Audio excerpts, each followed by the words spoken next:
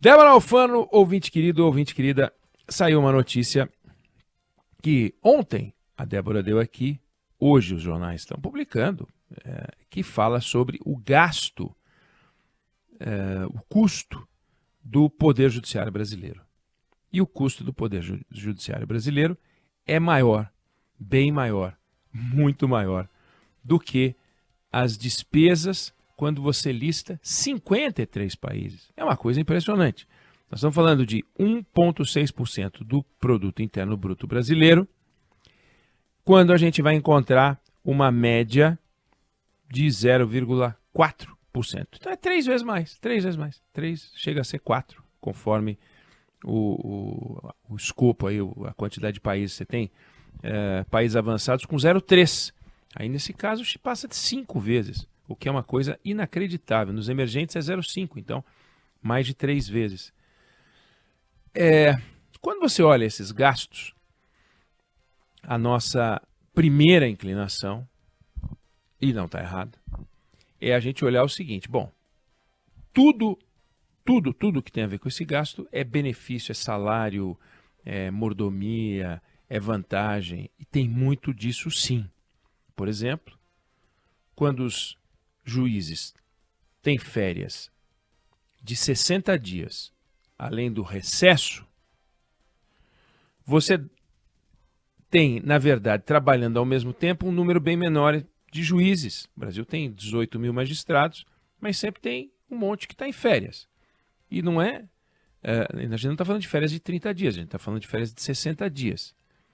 Então, se o juiz trabalha 10 meses por ano, ainda tem o recesso, então trabalha 9 meses por ano, você tem que encher aqueles 3 meses que não tem juiz com outro juiz.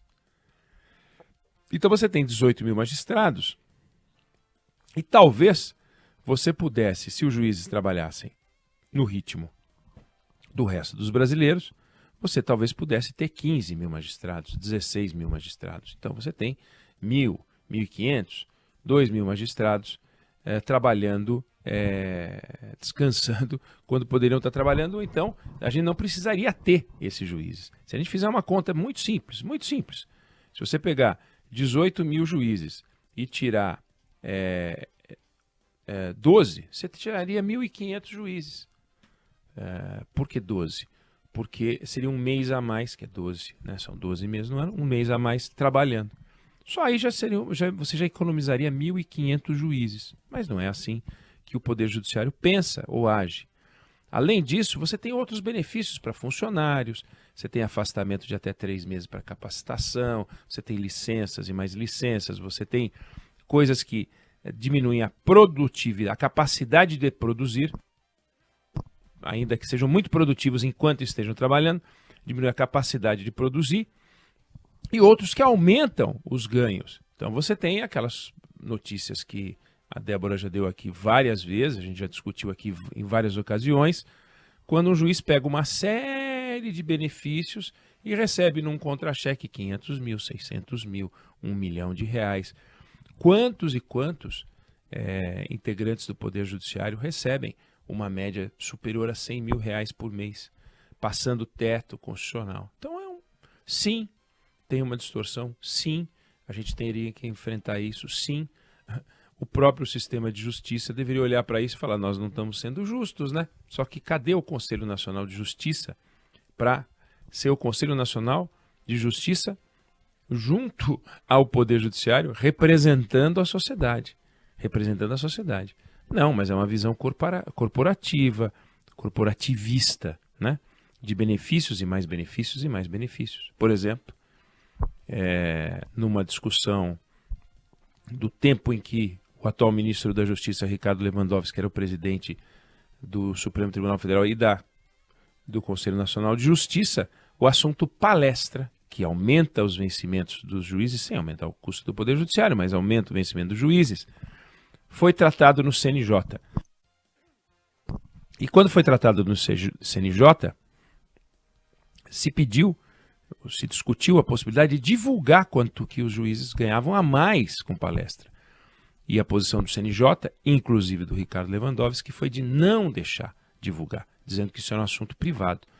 Ora, se é um assunto privado, a gente saber quanto os nossos magistrados, os nossos integrantes dos tribunais superiores ganham a mais, para saber aonde é que está o foco deles. Vamos imaginar que um juiz faça 4 palestras por mês a 40 mil, são 160 mil reais por mês que eles ganham, muito mais do que o salário deles.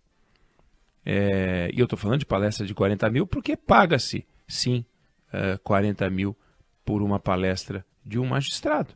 Não é um número fora da realidade, é um número alto, mas não é fora da realidade dos magistrados. Aí você teria, se fizer uma palestra por semana, talvez não faça, talvez faça, você está falando de 160 mil reais. Onde é que está o foco de interesse desse? E a gente queria saber e a gente não soube, não pode saber oficialmente. Então, há uma visão corporativista. Não vamos ser transparentes na nossa relação. Então, muito dos benefícios, muito desse custo que está aqui, muito dessa realidade em que o juiz brasileiro, né, o Poder Judiciário brasileiro, gasta 1,6% do PIB, 5 vezes mais chega a ser do que a média dos outros países, vem daí, daquilo que os juízes embolsam, daquilo que os servidores embolsam. Mas não é só isso. E aí eu queria ponderar para que a gente não fique só com esse aspecto, que é importante, muito importante, muito importante. Mas a gente tem no Brasil, e isso é algo que a gente deveria olhar com cuidado, que pagar a conta das opções que a gente faz, independente disso que eu acabei de falar. Então, a gente criou uma Constituição em 1988 que é muito detalhista, exige uma série de posicionamentos do poder legislativo que não se posiciona, que fica enrolando, e muitas dessas coisas vão parar no Poder Judiciário. Judicialização. Judicialização. Fora a produção legal, né, legislativa, que envolve leis pouco claras, turvas, que geram compreensões diversas, e muitas vezes um juiz num canto decide uma coisa, um juiz no outro canto decide outra coisa, não se pacifica uma determinada decisão, um determinado posicionamento, isso vai subindo e os juízes vão tendo que decidir.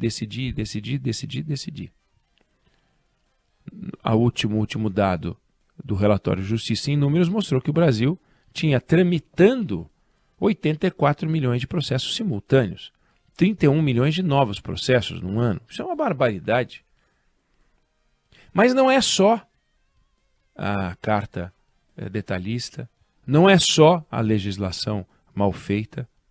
A gente ainda tem uma quantidade importante de demandas trabalhistas. A reforma trabalhista ajudou, mas não resolveu. A gente teria que fazer uma coisa maior, mais ampla, mas ainda tem uma quantidade importante de ações na Justiça do Trabalho, que é um negócio complicador. Tem uma outra coisa que a gente tem que lembrar, quando a gente compara com outros países, o endividamento da sociedade. É isso mesmo. Sociedades mais endividadas brigam mais na justiça, por razões óbvias. São processadas, processam, reclamam dos valores, briga com o cartão de crédito, briga com a empresa aérea, briga com a empresa do plano de saúde, briga com a escola. E isso vira demanda na justiça. Então, sociedades mais endividadas, sociedades mais pobres e endividadas, brigam mais na justiça.